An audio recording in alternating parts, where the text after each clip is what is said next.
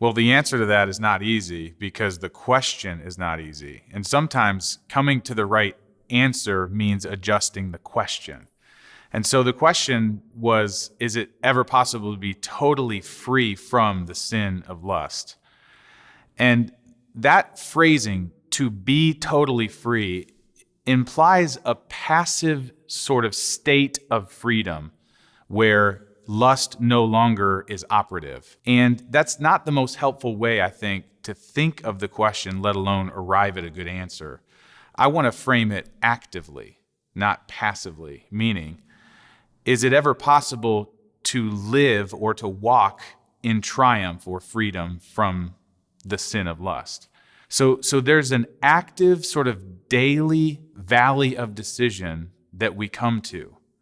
And the question is, do I have what I need? Do I have the resources, the strength to honor God in what I choose to do in that moment? And if we believe the promise of the gospel, then the answer is always yes.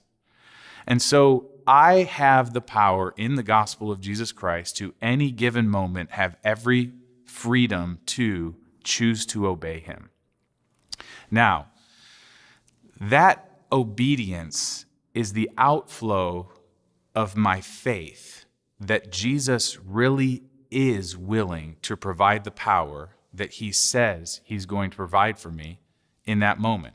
So I like phrasing it that way a little bit better than just freedom from sin being sort of a passive state, because that implies that you can sort of arrive at this level of Christian maturity where you sort of look down at the waters of temptation and think, I wonder why I was ever tempted by that. Oh, I was clearly immature. I'm glad I'm more mature now.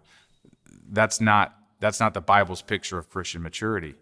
The Bible's picture of Christian maturity is under those very waters of temptation, when my desires begin to creep up on me in things that God has forbidden or that don't honor him. In the midst of that temptation, do I go to the cross of Jesus Christ? In other words, do I believe even then that what Jesus testifies about my sexuality is more true than what this external temptation is saying or what my internal impulse is saying? And that's what I mean by faith, believing that, leading to obedience, the power to do that. And we always have that fully and freely at our disposal. You know, a lot of young men that I counsel, they have a hard time believing that, in particular to the issue of pornography, because a lot of these guys were raised on it in ways that maybe I'm sort of a Gen Xer and up weren't raised on it. We didn't have access to the internet. We didn't have it seeking us out in the same ways that pornography seeks out young men and young women these days. And so it was more just part of the interwoven experience that they grew up with.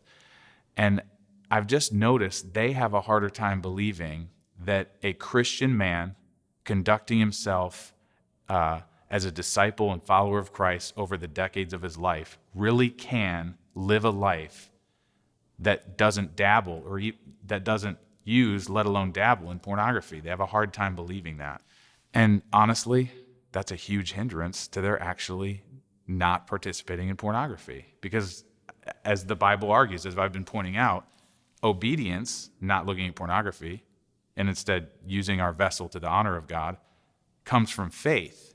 And yet they're not really even believing that it's possible to, in a moment, have the grace I need to have victory. And so that really hinders their obedience. So I want to encourage them that it is possible, and there are models of that in their lives that they can look to and find sustenance from. So it is possible, but we have to be careful with what we mean by that, as I've been making clear. It's not rising above the level of temptation. It's not being free of any internal urge or impulse, but it is being able to respond to those urges, respond to those external temptations by faith in the Son of God who loved me and who gave himself up for me. Thanks for watching. You can submit your questions by email, Twitter, or in the comments section below. And don't forget to subscribe to find out the answer to next week's question.